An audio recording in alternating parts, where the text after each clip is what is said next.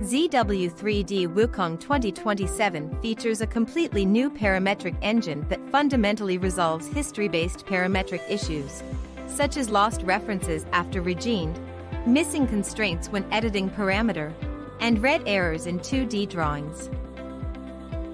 Take a parametrically designed part as an example. After batch modifying its parameters, then regenerating.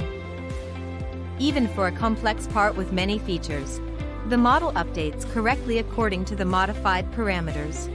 Feature regeneration remains stable, with no unexpected failures and geometry loss. Next, take an assembly design model as an example.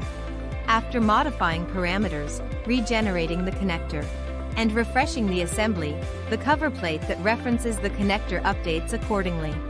Moreover, to modify other subassemblies, for example, reducing the pipe inlet diameter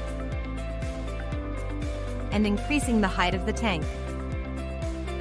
All associations and constraints of the assembly update correctly.